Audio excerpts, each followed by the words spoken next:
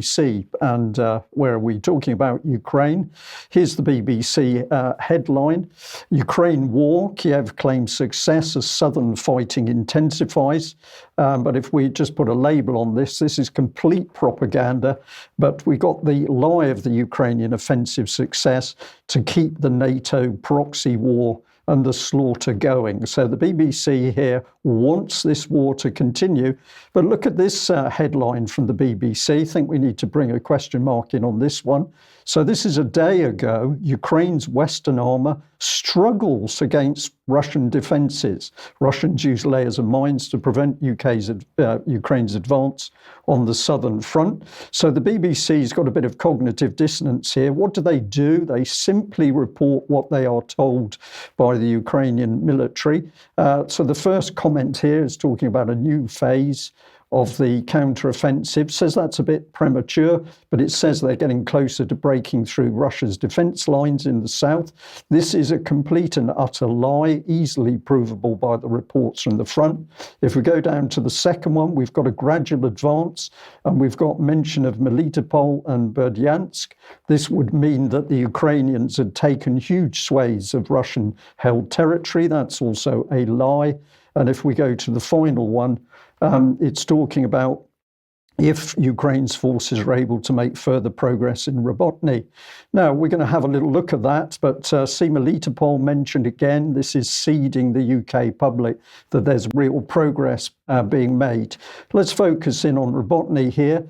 Now, I'm delighted to say that there's many good people reporting on the war in Ukraine. I've just chosen Military Summary today because they've got some particularly good and clear maps. But let's put in Robotny here on the left of your screen. This is all on the Zaporozhye front. And this is a pocket that the Ukrainians have attacked again and again, losing vast numbers of vehicles to the extent that it's being mockingly called Bradley Square. It's effectively a graveyard for armoured vehicles. And the Ukrainians are just following one failed attack after another without making any significant progress in this area. They're simply leaving the wreckage and the dead bodies behind. And this is a little bit of an video report. I'm just going to play it in the background. But we've got the same pocket, but what's coming up on screen is little video clips of how the Russians used Lancet drones. This is nothing to do with mines. This is the Russians using a highly efficient drone system to kill Ukrainian armour in the pocket. And there are many pictures now showing the landscape literally littered with vehicles, including Germany's Leopard tanks, American Bradley fighting vehicles, and other Western arms.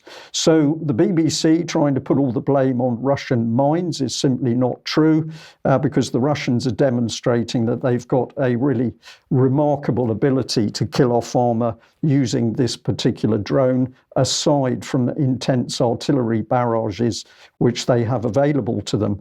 Now, what the BBC doesn't want to talk about, and I've switched to history legends here, is the fact that in the northern front, this is in relation to the Russians moving towards the Oskar River. There is a really major Russian push underway, where several bridgeheads across the rivers have been made. And this is really starting to push very hard at Ukrainian territory, which is essentially soft. And what I mean by that is that once the Russians are through the first lines of the Ukrainian positions, there are very modest second lines of defences, and after that there is nothing to stop the Russians moving to the west. So if we follow this through, the reality, despite what the BBC says, that if we take the whole of the front line, this is focused again on the Zaporozhye, the southern front line. You can see the Russian trenches in black, but the reality is the Russians have not even reached the first lines of Russian defences, let alone made any significant progress towards Melitopol or the other so-called major defensive positions in this region. So the BBC utterly lying to the UK public. But this is the other bit of deception by the BBC, and I want to make it quite clear, we are horrified at the slaughter of the Ukrainian troops. This is the BBC back on the 9th of June 2022. And here the BBC is prepared to admit that between 100 and 200 Ukrainian soldiers were dying each day. Well, of course, in the present offensive, these numbers are greatly enhanced. We have more Ukrainians dying. And this is a figure which has been mentioned on many of the social media sites who are feeding off reports from the battlefield itself.